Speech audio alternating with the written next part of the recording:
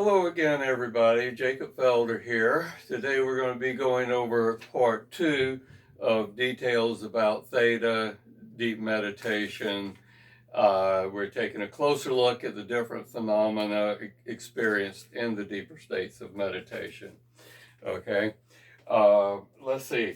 Last time we got together, I read part of a comment by a lady named Pat, who's been following these videos, and I'm not going to read the whole thing again. I'm just going to read the part that we're addressing today, and the part we're addressing today is physical feelings and sensations to be experienced in the deeper states of meditation. Okay. Anyway, so she writes, when she was doing the guided meditation that I did, and I believe, what was that? Oh, I think it was video number 5. She says, about 15 minutes into it, the sensations of inhabiting my body left me. I didn't really feel like I went anywhere, just a floating feeling, a lot like I feel when I float on my back in a swimming pool. Okay, sounds very familiar. All right, those of you who have done any stress reduction training, any other meditation training, any shavasana at the end of a yoga class, or drifting off to sleep very slowly at night, you may recall feelings of maybe sinking or feelings of floating. Maybe you couldn't figure out which hand was crossed on top of the other, and then you realize, oh gosh, they're not even crossed. But so you get all these strange distortions. Remember, if you saw the last video, and we were talking about sounds and noises, how sounds and noises become very distorted in the beginning of the deeper states. And eventually, as you move deeper, sounds and noises don't even register. You don't even hear things anymore. But it's that progression through consciousness. Another quick reminder, and we'll get back to distortions and feelings and sensations in just a moment. Just quick reminder, this side, we have 2 sides of consciousness. It's waking consciousness and sleeping consciousness. When we cross this dividing line here, we move into the area of light sleep, first, second stage of sleep, where is predominantly theta brain waves. Okay, and when that starts happening, the distortions in hearing start happening. Okay, until you finally get deeper into theta, and sounds and noises just disappear. Okay, it's the same way with distortions in feelings and sensations. Early on, okay, I'm going to turn my graph around here. Give me just a moment. So we get back. Most of you remember this side of the graph, which is kind of a magnification of the deeper states, a magnification of theta, which I have divided up into 3 areas. I'll go ahead and do a quick close up. So we have early theta, mid theta, and deep theta. Okay, so in relation to feelings and sensations, in the early part of theta, you're going to have a lot of interesting stuff go on. Again, you feel like you're sinking, you feel like you're floating. You're not too sure whether you're sitting or lying down. Maybe you're not too sure what room you're in. Okay, so you get, and so eventually, when you go a little deeper, you'll the body will become even less noticeable. Now, some of you who have studied meditation have heard a reference to, in the deeper states, You will even disassociate from the body. Okay, that sounds very, very profound and uh, interesting. You know, it sounds like we're leaving the body behind and going to greater spiritual realms or something like that. Well, the body is spiritual, okay? But we're talking about the biological phenomena now that happens in meditation, and that disassociation is simply caused because when we start moving into theta, we are literally moving into an area of sleep. And when that happens, the motor sensory begins to shut down, or else we would act out our dreams. And there are some conditions where people do that, but we're not going to be talking about those conditions. I mean, they usually have to sleep in, very safe areas where they can't, get through the door or window or whatever when they start acting their dreams out. But, for 99.99 whatever percent of the population, thank goodness, doesn't do that. When we move into theta, physical disassociation begins to occur due to the motor sensory system shutting down. All right. And in the early phase, it's very gradual, and we get these distortions, and we get all these feelings and sensations. We go a little further, there may still be some sensations there, but we're less aware of them.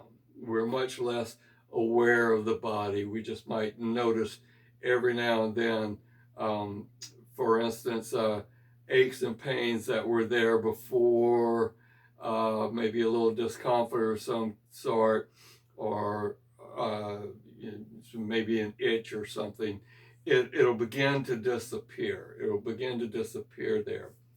This is also, okay, now, no promises here, but this is also why they say that in the deeper states of meditation, you can get a little reprieve from aches and pains, or whether they are large or small.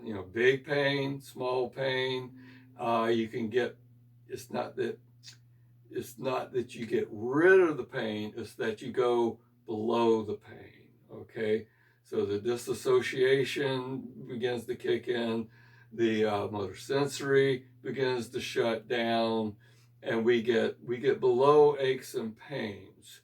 All right. Now the neat thing about this, when we get into and we're much less aware of the body, and the really neat thing about this is if I know folks who have chronic pain. Okay. And they really they have more impetus to learn the deeper states, because that's where they can get below the pain, get a break from the pain, and still experience conscious awareness, kind of vaguely hear the things around them, know they know they exist, but they get below that pain and they get a little bit of rest, and they get a reprieve from it, and they get a great deal of rejuvenation, because this is a super relaxing area without falling into deep sleep. And the only reason it would, okay, a couple reasons, but one of the reasons that's so wonderful is that they still get to experience conscious awareness, free and relatively free and clear, or maybe completely free and clear of aches and pains, while experiencing who and what they are.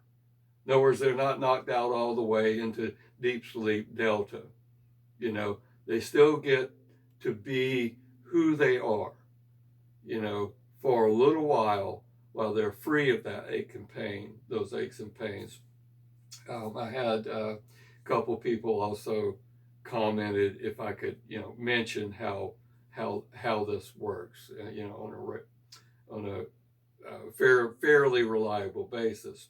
So they get below the pain, they still experience conscious awareness, and they have the peace and the calm that we all have there. And let's see, and it's a very restful state. And when you come out of theta, I didn't mention this, but aches and pains or no aches and pains, and for whatever reason you go here, whether it's for spiritual development or to get a little bit of rest so that you can feel better for the rest of the day, whatever your purpose of going into deep meditation is, when you're here in theta and you come out of theta, you're pretty much going to get up and running and back to the job at hand, or the fun and activities at hand, whatever it may be, because the brain hasn't shut down so much. So it doesn't take as much to get up and running at a full functioning level again. It's only when you go into deep sleep, the blackness, that you don't know you exist, and you're there for any period of time, and you come out of that, that's when you're very groggy, okay? And that's say like you're meditating during the middle of the day.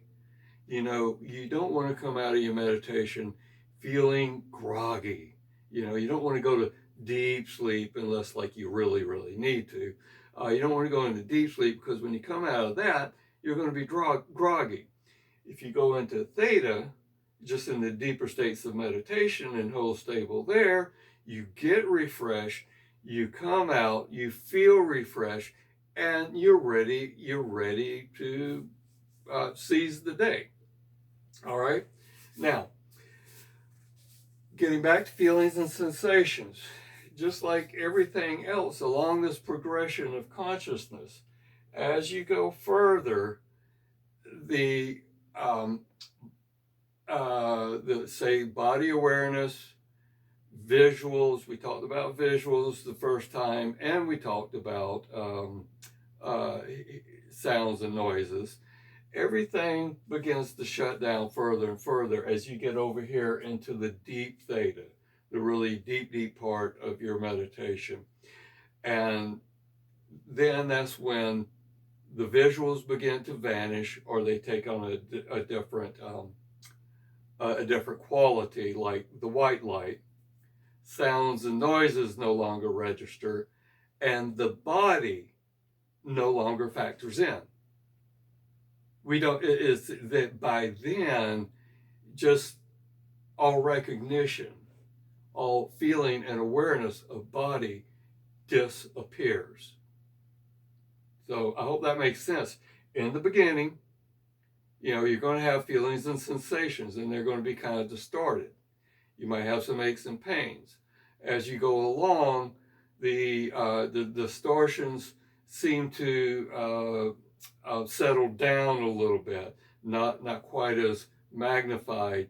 The pains and aches and pains begin to diminish a little bit as you move into the deeper state, and the motor sensory begins to shut down even further. The body just won't factor in. You won't think or feel until you begin to come back out of that deep meditation. Now, I'm going to go into more detail later on about why it's important to know about these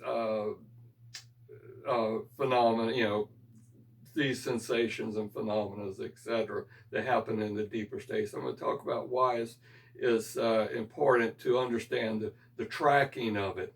And just kind of in a nutshell, to give you an idea of what one of the later videos is going to be all about, is one of the reasons it's important is we have to get to know the territory in order to better navigate through this area of deep meditation. We know how to navigate during waking consciousness, but do we know how to navigate through sleeping consciousness so that we can better get to where we're trying to go, you know? And so that's why we're going over this. Now, with that aside, I want to say my next video is going to be about the phenomena that occur during, as far as the stream of consciousness is concerned. Okay, what goes on with the mind, early, mid, and deep theta. And either in that same video or the following, like I said, I'm trying to keep all these down to about 15 minutes. We in that video, we might also get into the course and nature of the breath, how it changes as we move deeper into meditation, deeper into theta. Okay, so it'll either be combined in the next video, or we'll just separate into two videos. At any rate, thank you for joining in once again today. If you haven't seen my other videos, find them on Facebook. They're numbered 1 through number 7 today. And that's it. I really appreciate you tuning in, and I hope this helps. Let me know if you have any comments or questions. I love hearing from people. Thank you.